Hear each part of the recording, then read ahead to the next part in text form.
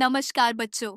आज हम सुनेंगे एक अद्भुत कहानी चंदा और जादुई गुब्बारा की, जो हमें सिखाएगी कि समय का सदुपयोग कैसे करें। एक छोटे से गांव में चंदा नाम की एक जिज्ञासु और साहसी लड़की रहती थी। उसे नई नई चीजें सीखना और खोजबीन करना बहुत पसंद था। एक दिन चंदा ने गांव के मेले में एक नीले रंग का गुब्बारा खरीदा। जैसे ही उसने गुब्बारा हाथ में लिया, वह बोल उठा, नमस्ते चंदा। गुब्बू ने चंदा को समय के राज्य की यात्रा पर ले जाने का प्रस्ताव दिया। वहां के राजा समय ने चंदा को समय की महत्ता और अनुशासन का पाठ सिखाया। इसके बाद वे आलस्य की घाटी में पहुंचे, जहां के लोग हमेशा सोते रहते थे। चंदा ने सीखा कि आलस्य से सपने अधूरे रह जाते हैं। फिर वे मित्रता के जंगल में पहुंचे, जहां के जानवर एक दूसरे की मदद करते थे। चंदा ने समझा कि सच्ची मित्रता में एक दूसरे का साथ देना चाहिए। इसके बाद वे लोभासुर की गुफा में गए, जहां चांदी और सोने की वस्तुएं पड़ी थीं। चंदा ने सीखा कि लालच से कुछ हासिल नहीं होता, सच्ची खुशी देने से मिलती है। अंत में वे ज्ञान की नदी में पहुंचे, जहां चंदा ने ज्ञान और समझदारी की महत्ता को जाना।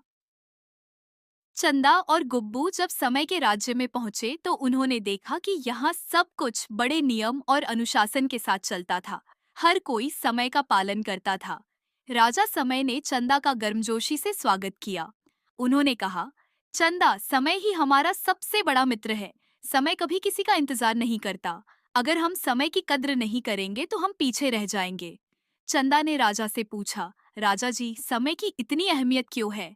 राजा समय ने समझाया, समय वो दौलत है जो हर किसी को बराबर मिलता है, लेकिन जो इसे सही तरह से इस्तेमाल करता है वही सफल होता है। फिर राजा समय ने चंदा को एक खेल खेलने को कहा। यहाँ तुम्हें 3 घड़ियां मिलेंगी। पहली घड़ी बताती है काम करने का समय, दूसरी आराम का समय और तीसरी खेलने का समय। तुम्हें हर काम को सही समय पर करना होगा। चंदा ने ध्यान से खेल खेला।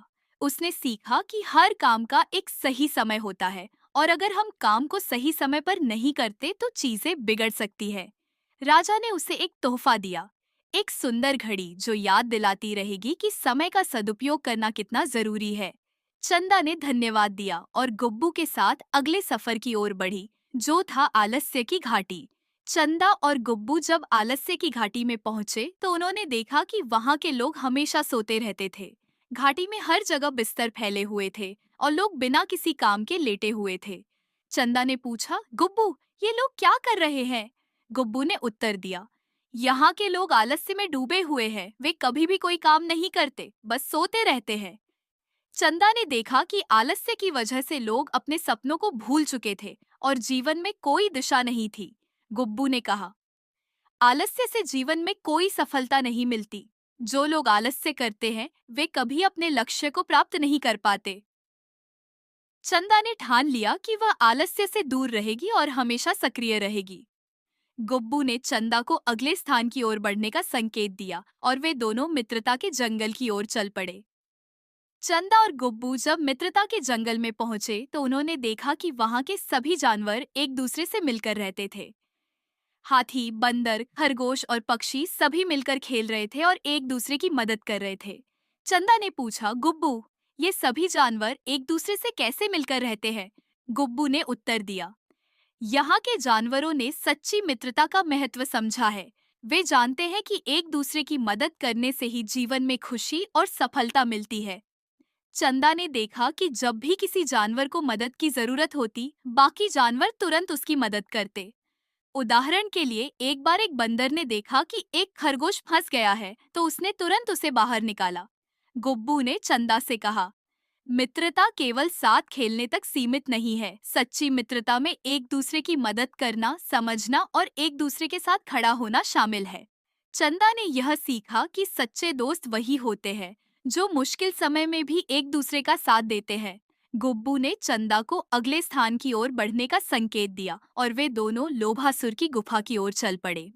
चंदा और गुब्बू जब लोभासुर की गुफा में पहुंचे तो उन्होंने देखा कि वहां का वातावरण अजीब था। गुफा के अंदर सोने चांदी की ढेर सारी वस्तुएं पड़ी हुई थीं और हर जगह चमकते रत्न बिखरे हुए थे। चंदा ने आश्चर्यचकित होकर पूछा, गुब्बू, ये सब क्या है? गुब्बू ने गंभीरता से उत्तर दिया, यह है लोभासुर की गुफा। लोभासुर एक राक्षस है जो लोगों को लालच में फंसाकर उनका सर्वस्व छीन लेता है। चंदा ने देखा कि गुफा में कुछ लोग सोने चांदी के सामान के बीच लेटे हुए थे। उनकी आंखों में लालच की झलक थी। गुब्बू ने कहा, लोभासुर का सबसे बड़ा हथियार है लालच। जो लोग लालच करते हैं वे अपनी खुशियां खो बैठते हैं।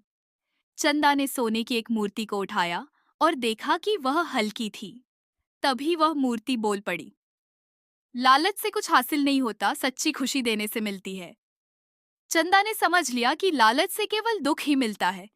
उसने गुब्बू से कहा, मैं अब कभी लालच नहीं करूंगी।